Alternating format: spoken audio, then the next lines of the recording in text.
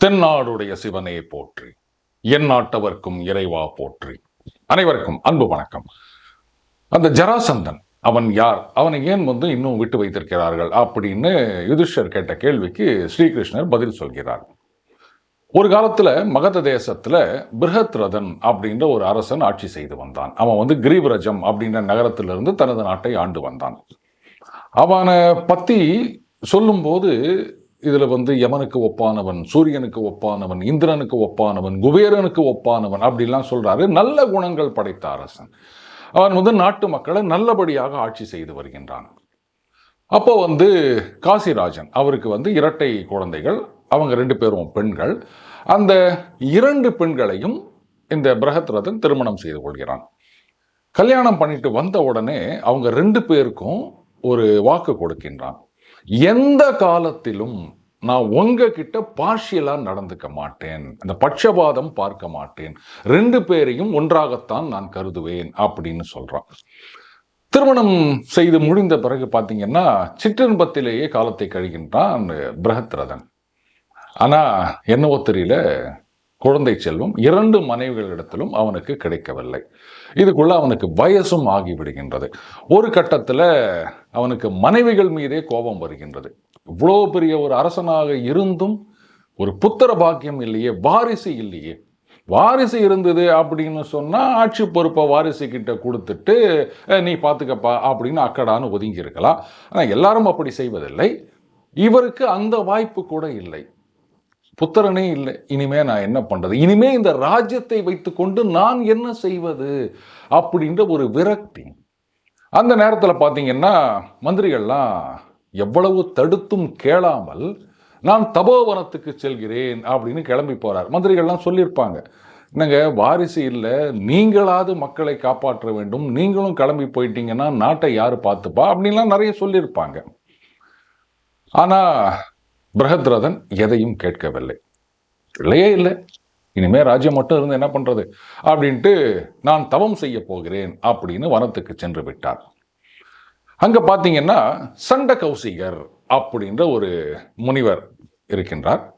அவரை பத்தி கேள்விப்பட்ட உடனே இவர் என்ன பண்றாரு, தன்னுடைய 2 மனைவிகளையும் அழைத்து கொண்டு அவரை போய் வணங்குகிறார். அவருக்கு எல்லா விதமான மரியாதைகளையும் செய்கிறார். அப்போ அந்த சண்ட கௌசிகர் கேட்கிறார், என்ன ராஜன், என்னுடைய மனைவிகளோட இந்த மாதிரி வந்திருக்க, என்ன விஷயம் அப்படின்னும் போது, எனக்குன்னு ஒரு புத்திரன் இல்லை, அதனால காட்டுல தவம் செய்யலான்னு வந்துட்டேன், இனிமே என்ன பண்றது அப்படின்றார். அப்போ அந்த சண்ட கௌசிகர் கேட்கிறார், உனக்கு நான் ஒரு வரம் தருகிறேன், என்ன வேணும் கேளு அப்படின்றார்.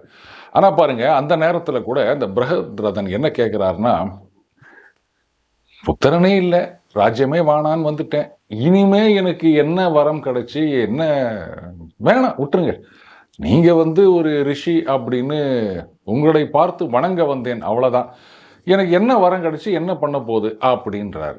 அப்போ அந்த ரிஷியுடைய மடியில மேல, அது மாமரத்துக்கு அடியில் உட்காந்துட்டு இருக்கார் போல இருக்கு, ஒரு மாம்பழம் விழுகின்றது. அதை பத்தி சொல்லும்போது அது உலர்ந்து போகவில்லை. அதாவது இது சில பழங்கள்லாம் மரத்திலேயே பழுத்து அதை யாரும் பறிக்காம அப்படியே மூத்து போயிருக்கோம் இல்லையா, அந்த மாதிரியும் இல்லை, கிளி கொத்தவும் இல்லை அப்படின்றாரு. நல்ல பழமாக இருக்கின்றது, யாராவது பறிச்சாதான் அது கையில வரும், ஆனா அது அந்த ரிஷியின் மடியில் விழுகின்றது.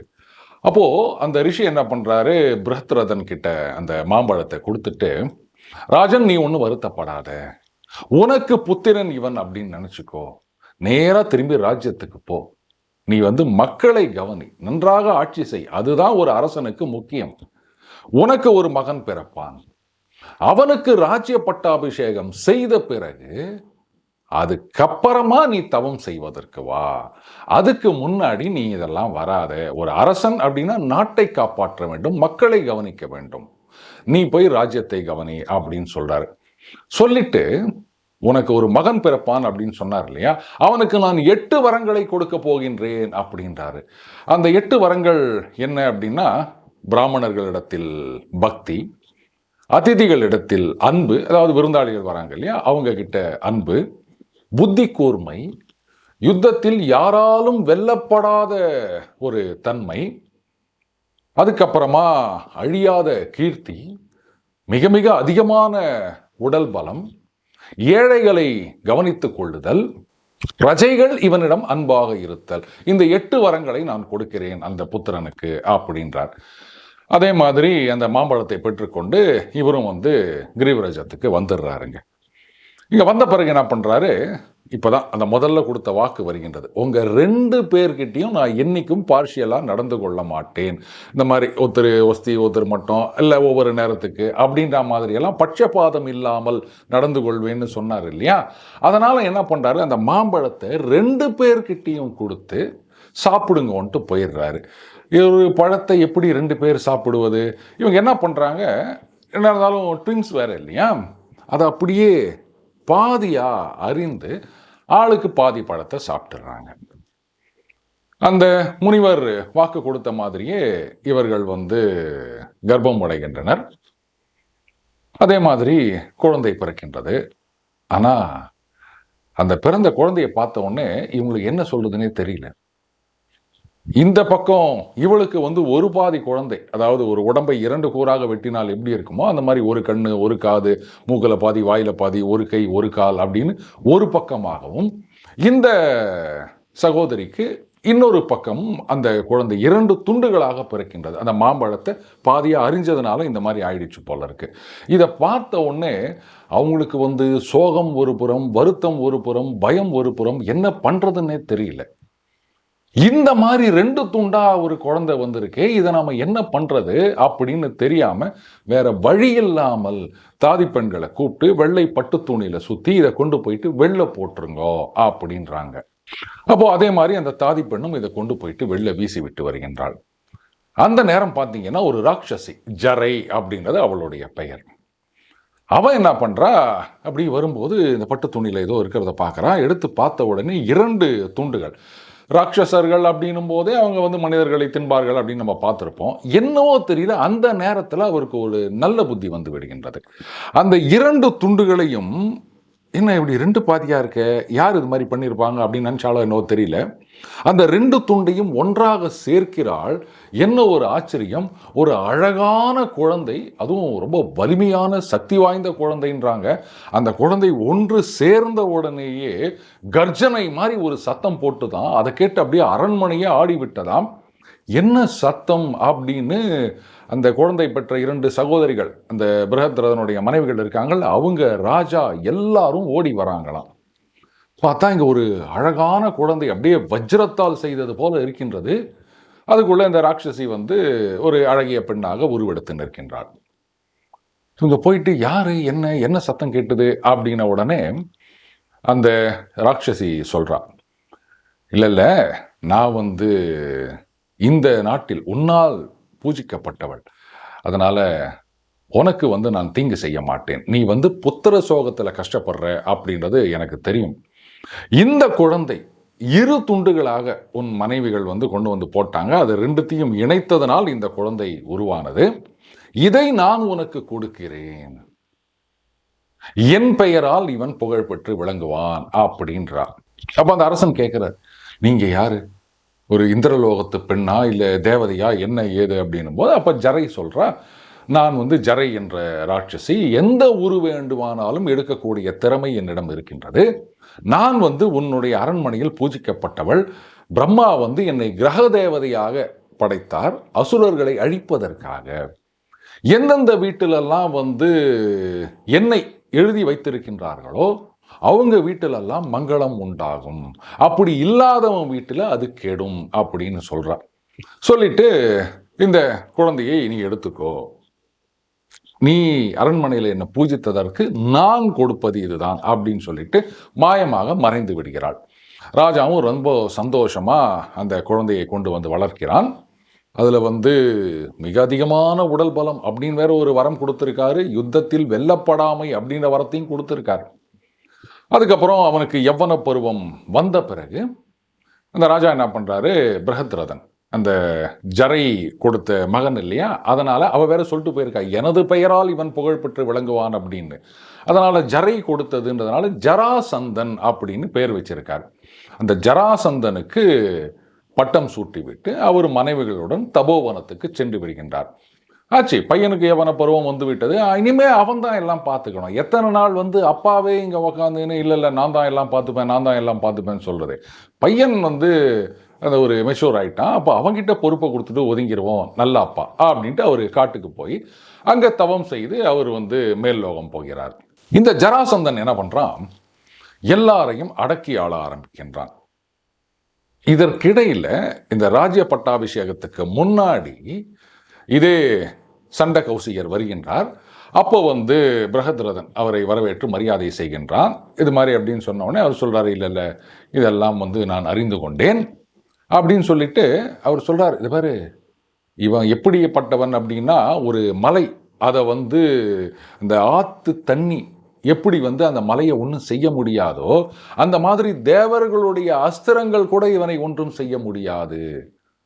அந்த பட்டாபிஷேகம் செய்து கொண்ட ராஜாக்கள் அவங்க எல்லாமே இவன் முன்னாடி வந்தாங்கன்னா கை கட்டி நிற்பாங்க.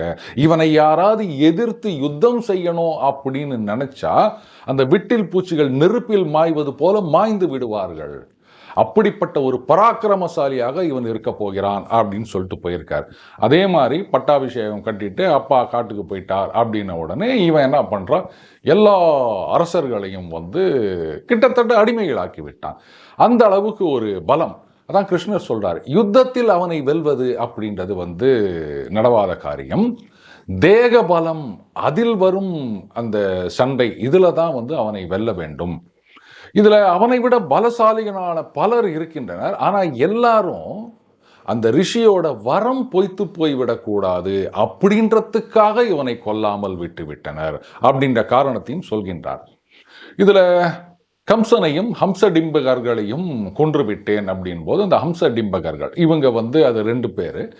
அவங்க வந்து நல்ல நீதி சாஸ்திரம் எல்லாம் அறிந்தவர்கள், வந்து மந்திரிகளாக இருந்தவர்கள். அவங்கள கொன்ன பிறகு அந்த ஜராசந்தனுடைய மகள்கள் எல்லாம் என்ன பண்றாங்க, அப்பா கிட்ட போய் அழறாங்க, இந்த மாதிரி கொன்னுட்டாங்க அப்படின்னு சொன்ன உடனே அந்த ஜராசந்தன் என்ன பண்றானா, அவன் கையில இருக்க அந்த கதை இருக்கு இல்லையா, இதை வந்து 99 தடவை சுத்தறானா, சுத்திட்டு வீசி எரிகின்றானா. அது வந்து இவங்க இருக்க இடத்துல 99 யோஜனை தூரம் தாண்டி அந்த கதை போய் விழுகின்றதாம். கதாவசானம் அப்படின்னா அந்த கதை அந்த முடிவடைந்த இடம் அப்படின்னு அர்த்தமா. இப்ப மேலும் கிருஷ்ணர் கூறுகிறார், கம்சனும் போயிட்டான், ஹம்சடிம்பகர்களும் போயிட்டாங்க. இதுதான் வந்து ஜராசந்தனை கொல்வதற்கு சரியான நேரம் அப்படின்னு நினைக்கிறேன். என்கிட்ட உபாயம் இருக்கின்றது, பீமனிடம் பலம் இருக்கின்றது, எங்களுக்கு துணையாக அர்ஜுனன் இருக்கின்றான். இப்ப அவர் யுதிஷ்டர் கிட்ட சொல்றாரு, பீமனது பலத்தின் மீது உனக்கு நம்பிக்கை இருந்தால் நீ வந்து பீமார்ஜுனரை என்னுடன் அனுப்பு, நாங்க அங்க போயிட்டு இது வந்து யுத்தத்துல வெல்ல முடியாது, அந்த தேக பலம் பற்றிய விஷயத்துல மட்டும்தான் அவனை வெல்ல முடியும், கொல்ல முடியும் அப்படின்னு நினைக்கிறேன். நாங்க 3 பேரும் அங்க போறோம். போயிட்டு சகாயம் இல்லாத நேரத்தில், எந்த விதமான ஹெல்ப்போ இல்லை உதவிக்கு ஆளு அப்படி எதுவும் இல்லாத நேரத்தில் அவன் எங்களால் பீடிக்கப்பட்டால் அந்த ஒரு கர்வம், ஒரு அவமானம், இதனால என்ன பண்ணுவான், சண்டை போடுறேன் அப்படின்னு வருவான். அதாவது கொத்த சண்டை. அப்போ வந்து பீமனுடன் தான் அவன் சண்டை போடுவான். பீமனுடைய பலம் என்ன அப்படின்றது எனக்கு தெரியும், உனக்கு நம்பிக்கை இருக்கின்றதா? அப்படி இருந்தால் நாம் வந்து ஜராசந்தனை கொன்று மற்ற அரசர்களை விடுவிக்கலாம், நீ என்ன சொல்ற, அனுப்புறியா அப்படின்னு கேட்கிறாரு. உடனே யுதிஷ்டர் பதறி போய், கிருஷ்ணா என்ன நீ இப்படி கேட்கிற, உனக்கு தெரியாதது ஏதாவது இருக்குமா? நாங்கள் எல்லோரும் உன்னைத்தான் அண்டி இருக்கின்றோம், நீங்க என்ன சொல்றீங்களோ அதுதான் எங்களுக்கு கட்டளை, இதுல உனக்கு நம்பிக்கை இருக்கா, அனுப்புறியான்னு என்கிட்ட போய் நீங்க கேட்கலாமா? நீங்க ஒரு முடிவெடுத்து இதை செய் அப்படின்னு சொல்லுங்க, நாங்க செய்யறோம். நான் வந்து தைரியமாக பீமார்ஜுனர்களை உங்களுடன் அனுப்புகிறேன். இப்போவே வந்து ஜராசந்தன் கொல்லப்பட்டு விட்டான், ராஜசூய யாகம் வெற்றிகரமாக முடிவடைந்து விட்டது அப்படின்ற மாதிரி எனக்கு தோன்றுகின்றது அப்படின்னு விடை கொடுத்து அனுப்புகிறார். கிருஷ்ணர், பீமன், அர்ஜுனன் 3 பேரும் ஸ்நாதக பிராமணர்கள் அப்படின்னு சொல்றாங்க. அதாவது அந்த பிரம்மச்சரியம் குருகுலம் முடிந்து கிரகசாஸ்திரமும் கல்யாணம் செய்து கொள்வதற்கு முன்னாடி இருக்கின்ற இடைப்பட்ட காலத்தை தான் இப்படி சொல்வாங்களாம். ஸோ அந்த மாதிரி வேடம் தரித்து கொண்டு 3 பேரும் ஜராசந்தன் இருக்கும் இடம் நோக்கி செல்கின்றார்கள். மீண்டும் அடுத்த பதில் இணைந்திருப்போம். வணக்கம்.